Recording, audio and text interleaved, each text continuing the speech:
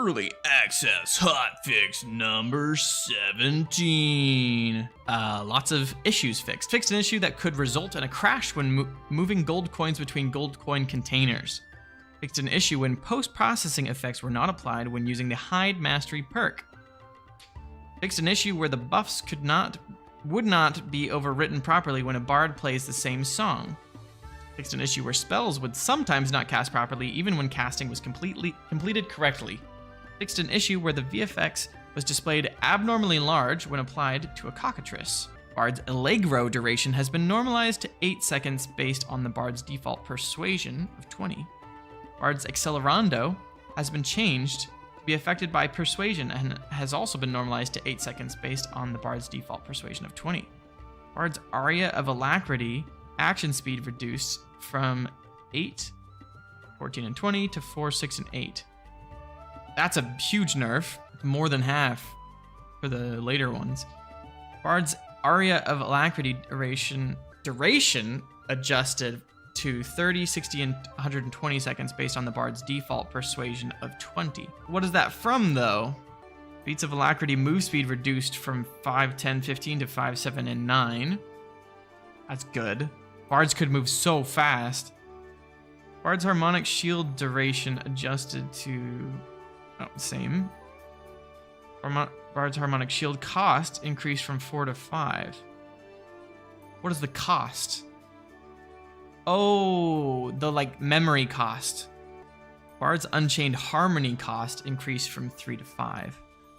Oh, okay, so people are really gonna have to think if they want to be able to just open chests willy-nilly. I like that actually because it still gives Bard a lot of interesting utility and, you know, ability to play it as a solo, but it makes you have to choose what you want instead of just being able to get a lot of things.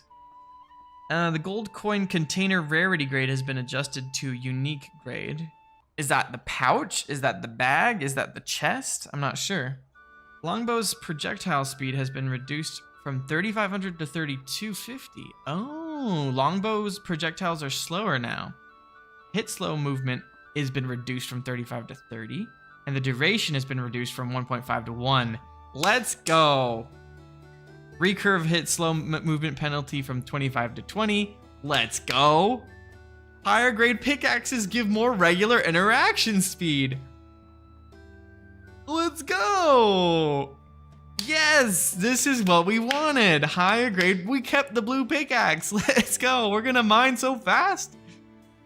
Drum's projectile speed changed from 13. Okay, they made drums throw slower.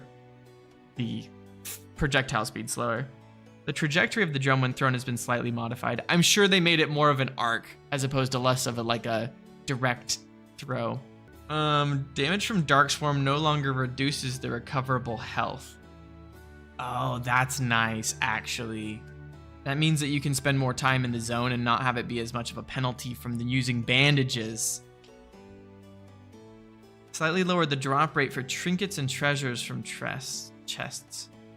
So there will be more gear instead of sellables. Very slightly lowered the drop rates for armor and weapons from the high-grade chests. Ornate, Lion's Head, Golden, and Marvelous.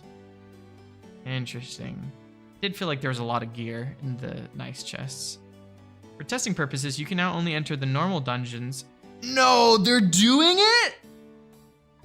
You can now only enter the normal dungeons with rare grade items or lower. Higher grade items found in the dungeon can be used during that session.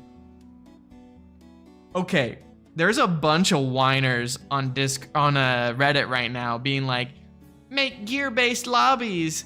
We want it to have a gear cap. I love the fact, juicers, get out of the Timmy cave. Exactly. Everybody's like freaking out, like, oh my gosh, these people with best in slot everything are going into the you know, normal dungeons and shit and wrecking everybody, which is a real issue. But that's because there's not enough incentive currently, I think, to go to the higher rarity dungeons, right? And some people will always just want to steamroll Timmys. I love that they're saying for testing purposes, because basically that means that they're not saying that this is a good idea, but if we play with it and people love it, then at least they know. And if we play with it and people hate it, then they can say, hey, we tried it out. You said a gear cap would fix everything, and we tried it and it didn't fix everything. So now you know, and like you can stop bitching about it on Reddit. Oh, I love that. New leaderboard system implemented for testing. Players now need to play 20 games in a high roller dungeon to be listed on the leaderboard for that specific dungeon. Leaderboards now show an average score for each category that is based on the number of times you entered that specific HR dungeon. Oh, this makes sense what they're doing here. So, leaderboards are now based off of not totals, not the total amount of gold that you've gotten, not the total amount of kills that you've gotten, but the average kills that you get in a match, the average loot value that you get in a match, which means that somebody who's only played 20 games but has a really high average could keep the #1 leaderboard slot. Now, the more games you play, the more likely it is that you're going to have some bad games and it would lower your score. So you could get like a perfect 20 games, get access to the high roller leaderboard because it's capped, or it's limited to at least 20 games you need. And then you could sit at the top of the leaderboard with your super good stuff. But I don't know, that's interesting. One failed match session will be added to the average score for anyone ranked in the top 100 at the end of each day, so top ranked players cannot simply sit on their rankings.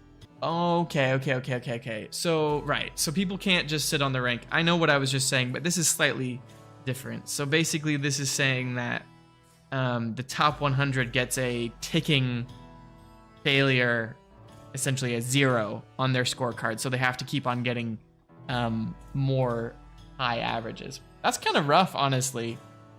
I don't know if I like that, because it penalizes you for being in the top 100. Adventure points for high roller, high grade chests have been increased significantly. Adventure points for goblins and skeleton axemen, spearmen, and crossbowmen have been slightly increased. Adventure points for the sub-boss monsters has been increased. Adventure points for killing another player has been slightly decreased.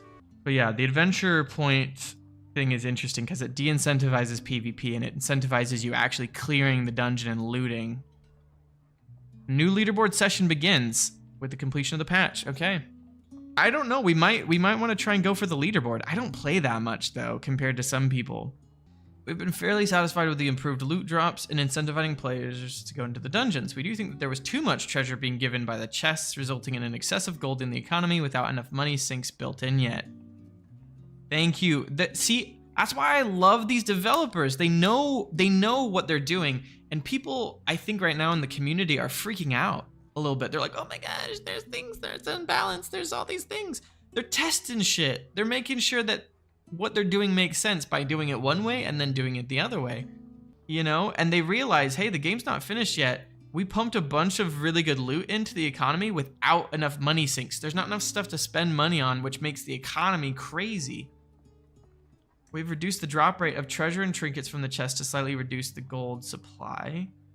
We've decided to test out 2 large experimental changes. We decided to push out a temporary leaderboard system that we believe is less grindy than the previous versions. We want to collect this data to help us build the real ranked system that we have planned for the next big patch. Oh, so they're keeping a real rank system. I thought that they didn't want an actual rank system in this game, but apparently they do. I like ranked systems. I like having stuff to grind for. Our data in preparation for the new leaderboards when using this current proxy data also showed that bards were overrepresented, and we have implemented some balance changes we feel to bring them in line.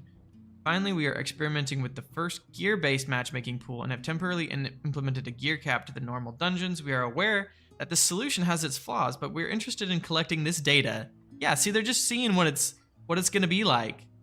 Nice. I love it.